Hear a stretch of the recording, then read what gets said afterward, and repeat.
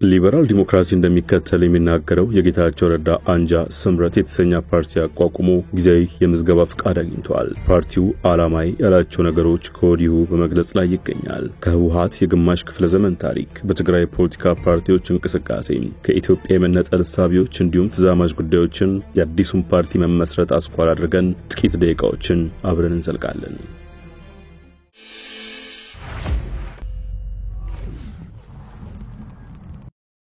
ኦቁ የህወሓት ሰው ጌታቸው ረዳ ከእናት ፓርቲያቸው በግልጽ ከተለያዩ በኋላ አዲስ ፓርቲ ሊያቋቁሙ መሆኑ ከተሰማ አንድ ወር ገደማ ተቆጥሯል። በቅድሚያም ፓርቲው የትግራይ ሊበራል ዲሞክራሲ እንደሚባል ቢነገርም በተያዘው ሳምንት ግን ከብሔራዊ ምርጫ ቦርድ ጊዜያዊ እውቅና ምስክር ወረቀት ሲያገኝ ለዲሞክራሲያዊ ስምረት ትግራይ የሚል ስያሜን ይዟል። የዚህ ፓርቲ ዓላማ በትግራይ ውስጥ ተቀስቅሷል የሚባለውን የለውጥ ንቅናቄ ወደ አንዳች ግብ ማድረስ እንደሆነ የፓርቲው መስራቾች ሲናገሩ ተደምጠዋል። የአዲሱ ፓርቲ አባል ጣዕመ አረዶም የተሰጠን ጊዜያዊ እውቅና ነው። የማለስ ደግሞ በ3 ወራት ውስጥ ጠቅላላ ጉባኤ ማድረግ አለብን። ከጠቅላላ ጉባኤ በኋላ ህገ ደንቡ ፕሮግራሙም ስም ጭምር መቀየር ካለበት ሊቀየር የሚችልበት እድል አለ ብለዋል። የቀጣዩን ቀሪ ሂደት በተመለከተም ለአባልነት ሚኒመም ሪኳየርመንት ወይም አነስተኛው መስፈርት 4000 ሰዎች ናቸው የሚያስፈልጉ። እነርሱን አስፈርመን እናስገባለን። ከዚያ በላይ ሊሆን ይችላል፣ ግን ሚኒመሙ 4000 ስለሆነ ነው ሲሉ አስረድተዋል። የህዝብ ውይይት እንደሚደረግ፣ ፕሮግራሞችንም ለህዝብ ይፋ እንደሚያደርጉ፣ በተያዙት ፕሮግራሞች መጨመር መቀነስ አለበት የሚል አስተያየት ካለም በጠቅላላ ጉባኤው እንደሚስተናገድ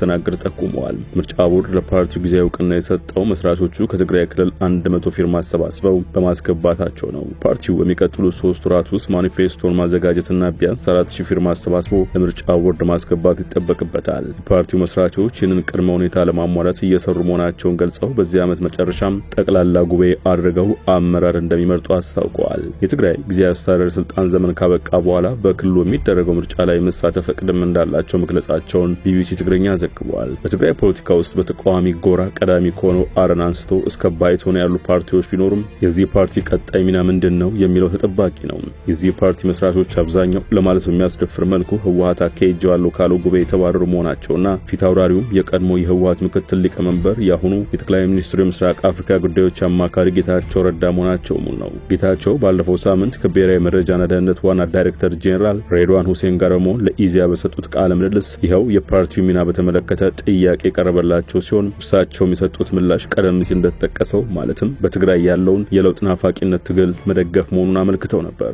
በእርግጥ የአንድ ፖለቲካ ድርጅት የመፈጠሩ ዋና ምክንያት ስልጣን ይዞ ፖሊሲዎቹን ማስፈጸም ቢሆንም ጌታቸው ግን አዲስ በሚቋቋመው ፓርቲ ውስጥ ያሉ አባላት ተመልሰው ስልጣን ለመያዝ ይፈልጋሉ የሚል እምነት እንደሌላቸው ገልጸዋል። የትኛውንም የህብረተሰብ ትግል የሚመራ የተደራጀ ቡድን መዳረሻው ስልጣን መሆኑን ታሪክ ያስረዳል። ይህን ስልጣን አልፈልግም ብሎ ምን አይነት ለውጥ ለማምጣት እንደሻቱ ግን ያሉት ነገር የለም። እርሳቸው የሚሉት ሚና የሲቪክ ማህበራት ሚና መሆኑንም የሚናገሩ አሉ። የሆነ ሆኖ ለህይወት ይሰጋሉ የሚሉት ጌታቸው የመሰረቱት ፓርቲ ክልላዊ እንደመሆኑ መጠን በማህበራዊ መሰረቱ ትግራይ ተገኝቶ ፖለቲካ መስራት ይጠበቅበታል። ያለፉት ግማሽ ክፍለ ዘመን በህወሓት ፍጹም የበላይነት የተያዙ ትግራይ ፖለቲካ ይህንን ፓርቲስ እንዴት ያስተናግደዋል የሚለው ተጠባቂ ነው። በእርግጥ የትግራይ ክልል ጊዜያዊ አስተዳደር ጌታቸው ረዳ ለደህንነታቸው ሳይሰጉ ትግራይ መምጣት ይችላሉ ማለቱ ይታወሳል። ህወሓት ከትጥቅ ትግል ጊዜው ጀምሮ የኢትዮጵያ ህዝባዊ አብዮታዊ ፓርቲ ታጣቂ ክንፍ የኢትዮጵያ ዲሞክራሲ ኃይሎች ህብረት ኢዲዩን ከስፍራው ሲያባረር በኋላም ከታጣቂነት ወጥቶ የትግራይን ብቻ ሳይሆን የኢትዮጵያን ፖለቲካም ከተቆጣጠረ በኋላ ብሎም በ1987 ህጋዊ ሰውነት ካገኘበት ጊዜ አንስቶም ለተቀናቃኞቹ ምቹ እንዳልነበረ ፓርቲዎቹ ራሳቸው ደጋግመው ይናገራሉ። ለአብነት በ1993 ክፍፍል ከህወሓት የተባረሩት እነ ገብሩ አስራት የመሰረቱት አረና ፓርቲ እዚህ ግፍ ቀማሽ መሆኑን መስራቾቹን ጨምሮ የቅርብ ጊዜ አመራሮቹም የሚናገሩት ነው። ህወሓት ከሱ የተለዩ ፓርቲዎችን አይደለም በውስጡ እንኳን ያለውን ልዩነት የማስተናገድ ትዕግስት እንደሌለው የነጌታቸው ረዳ ያለፉት 2 ወራት ኑዛዜዎች የማይ ናቸው።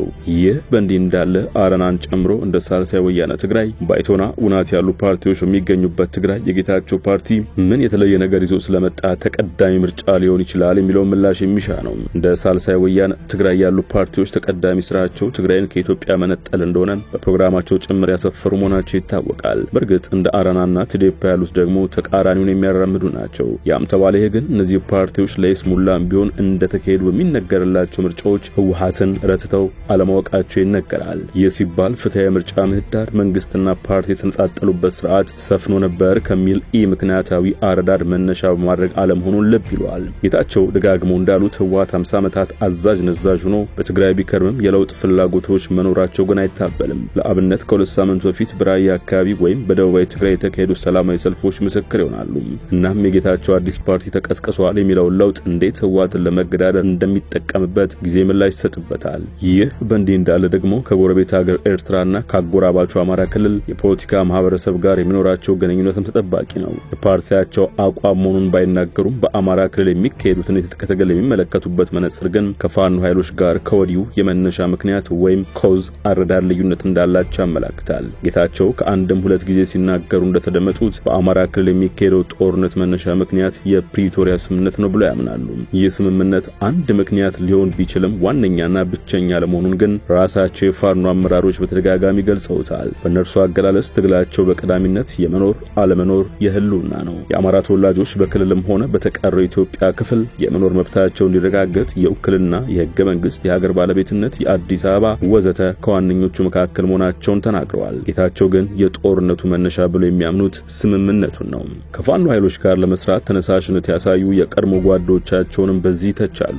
የትችታቸው ምክንያት በፕሪቶሪያ ስምምነት መፈረም መነሻነት ጦርነት የቀሰቀሰ አካል ወዳጅ ሊሆን አይችልም ከሚል የመነጨ መሆኑን አመልክተዋል። እንግዲህ ፓርቲያቸውም ይህንን ሐሳብ የሚያቀነቅን ከሆነ ከመንግስት መዋቅር ውጪ ካሉ የአማራ ኃይሎች ጋር ወደፊት የሚሰሩት ፖለቲካ እንዴት ያለ ነው የሚለውም ሌላ ተጠባቂ ጉዳይ ነው። ሌላው እዚህ ጋር መነሳት ያለበት ጉዳይ ጌታቸው ደጋግሞ የተናገሩት ተፈናቃዮች መመለስና የትግራይ ህገ መንግስት ግዛቶች ናቸው ስለሚሏቸው አካባቢ ነው። ተፈናቃዮቹን በተመለከተ ከዚህ ቀደም ሸገር ታይምስ ተደጋጋሚ ዘገባዎችን ከመስራት አኳያ ከኤርትራ ጋር የሚኖረውን ግንኙነት በጥቂቱ እንመልከተው። የኢትዮጵያ ሉዓላዊ ግዛቶች መመለስ እንዳለባቸው ነገር ግን ይህ ሚና የፌደራሉ መንግስት መሆኑን ቢያንስ አዲስ አበባ ሸራተን ሆቴል ተገኝተው በሰጡት ጋዜጣዊ መግለጫ መናገራቸው ይታወሳል። ይሁንና እንዲህ አይነት ጥያቄዎችን ለማስመለስ እንኳን ጌታቸው እንደሚሉት ስልጣን ሳይዙ እንዴት እንደሚያሳኩት አልታወቀም። በአናቱ ላይ ደግሞ ቢያንስ የሙሉ ጊዜ ፓርቲ ስራዎችን እስኪያከናውኑ ድረስ የጠቅላይ ሚኒስትሩ የምስራቅ አፍሪካ ጉዳዮች አማካሪ መሆናቸውን ልብ ይሏል። ሊራምዱት የሚችለው አቋም የትግራይ ህብረተሰብና የፖለቲካ ልሂቅ የሚያቀነቅነውን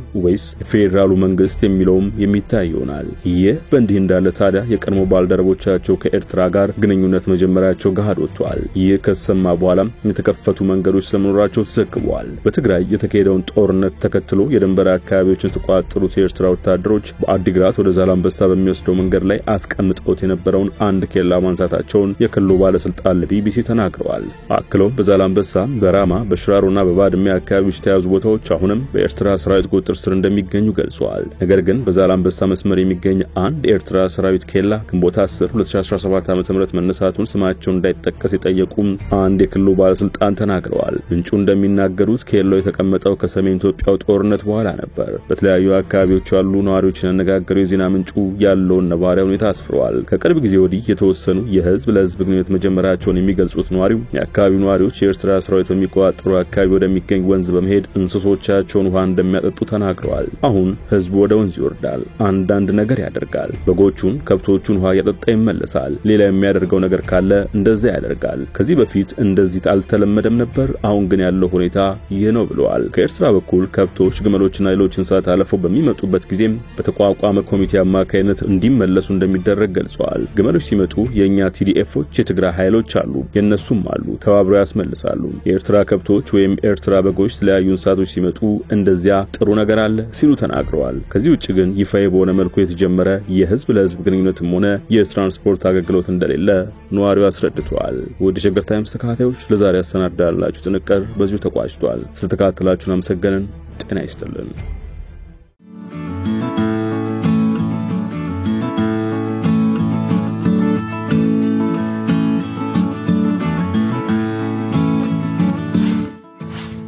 ሸገር ታይምስ ሚዲያን ሰብስክራይብ በማድረግና ደወሉን በመጫን ይከተሉን።